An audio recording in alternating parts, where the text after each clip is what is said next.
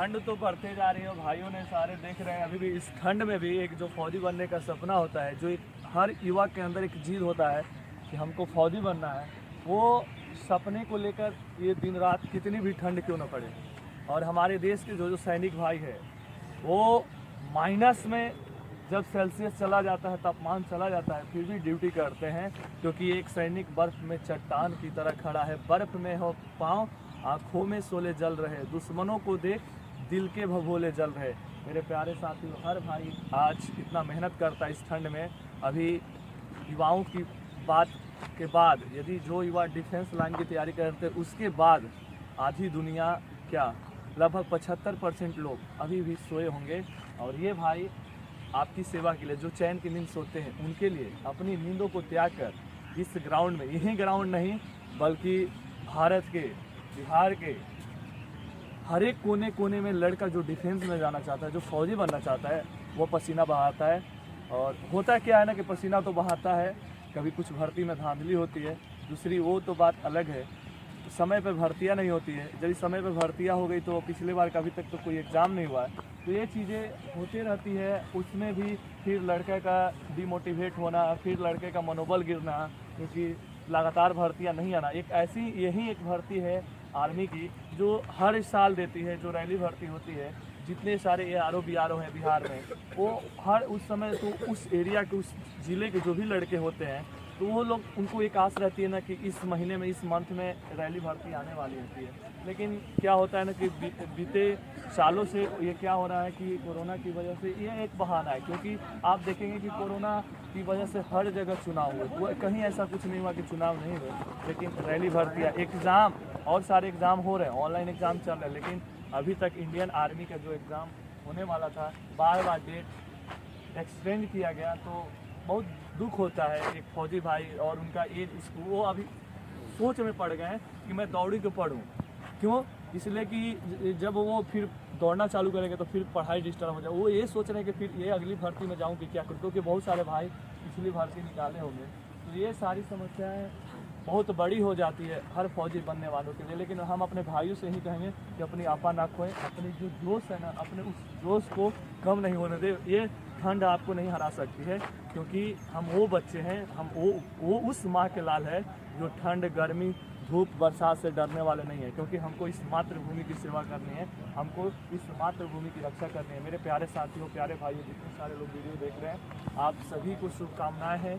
आप चाहे Bihar police, Indian army, defence में बहुत सारे पद, एयरफोर्स, नेवी, कोई भी तैयारी करना चाहते हैं, आप दिल से, लगन से, जो भी बहनें भी देख रही हैं जो डिफेंस में जाना चाहती है, तैयारी करना चाहती है, वो सारी बहनें तैयारी करें। ये अपनी जो कम्बल है ना, उसको हटा के रखें और सुबह सुबह ग्राउंड पहुँचे, तभी आप इस दुनिया में अपनी नाम पहचान कर सकते हैं। क्योंकि हर आदमी सोचता है ना कि भगत सिंह हो, भगत सिंह ऐसे थे वैसे थे, लेकिन कोई ये नहीं सोचता है ना कि मेरे घर से भी कोई एक भगत सिंह निकले।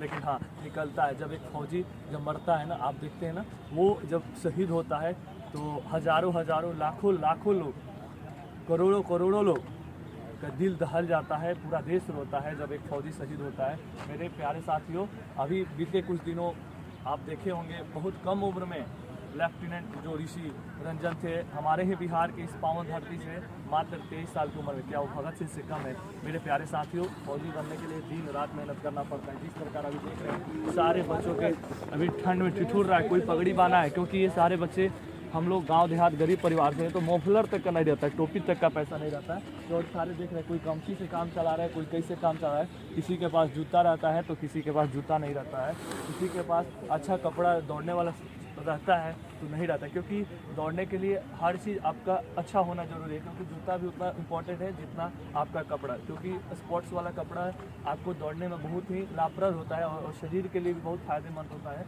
तो हम सभी जिस घर, जिस परिवार से बिलोंग करते हैं, जिस क्षेत्र से, जिस गांव से बिलोंग करते हैं, हम लोग बहुत ही मध्यम वर्गीय भी परिवार नहीं कर सकते, क्योंकि हम लोग बहुत गरीब परिवार से बिलोंग करते हैं। तो ये समस्याएं हम लोग के दिन लाइफ में बहुत रहती है। और यहाँ तक कि ऐसी कभी कभी समस्याएं आ जाती हैं कि जो फॉर्म 500-700 रुपये का भरा जाता है, उस समय बहुत तकलीफ होती है, क्योंकि 500-700 रुपया उस समय नहीं रहता है। किसी किसी फॉर्म में 500-700 रुपये, 800 रुपया, हज़ार रुपये लगते हैं। उस टाइम पैसा तक नहीं रहता है। कभी कभी क्या होता है ना कि किसी मंथ में 2 फॉर्म फॉर्म तो भरवा लिया जाता है, भले भर्तियाँ होती है बाद में, तो उस समय पैसा नहीं रहता है मम्मी पापा के पास या हम लोग के पास कि हम उतना एफर्ट कर पाएँ, और जिसकी वजह से हम फॉर्म डाल लें, जिसकी वजह से हमारी तैयारी हो जाए। तो बहुत सारी समस्याएं रहती है हर एक को फौजी बनने के क्रम में। लेकिन फिर भी जितने सारे भाई बहनें ये लाइव में देख रहे हैं, एकदम कंटोप्पा पर लगा के खड़ी है, जितनी भी सारी बहनें आप वीडियो के माध्यम से देख रहे होंगे, हर जगह हर एक ग्राउंड में लगी होगी। तो ये उस जोश, उस जज्बे, उस जुनून को दिखाता है कि कितनी भी समस्याएं आ जाए लेकिन हम लोग पीछे नहीं हटने वाले हैं। मेरे प्यारे साथियों, आप भी पीछे नहीं हटिए, नहीं अपने कदमों को डगमगाइए। आपके यदि कदम नहीं डगमगाते हैं तो आप जरूर अपनी मंजिल पर पहुंचेंगे।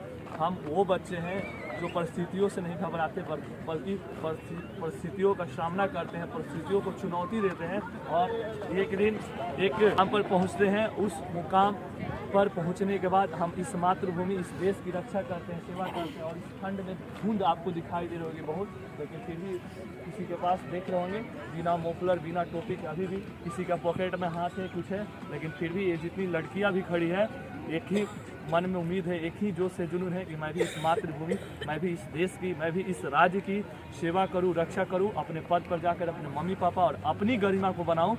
फिर भी इससे ज़्यादा क्या हो सकता है। मेरे प्यारे साथियों, जितने सारे लोग वीडियो देखें, बस मैं एक ही बात बोलूँगा, एक सैनिक बर्फ में चट्टान की तरह खड़ा है, बर्फ में है पाँव, आँखों में शोले जल रहे, दुश्मनों को देख दिल के भभोले उठ रहे। प्यारे साथियों, तमाम देशवासियों को मैं यही बोलना चाहूँगा, जितने सारे खासकर फौजी भाइयों को जो अभी सरहदों पे होंगे, ड्यूटी कर रहे होंगे, बहुत सारी शुभकामनाएं, बधाई है। और आपके परिवार के प्रति संवेदना प्रकट करते हैं कि वो सारे लोग खुशहाल रहें, खुश रहें।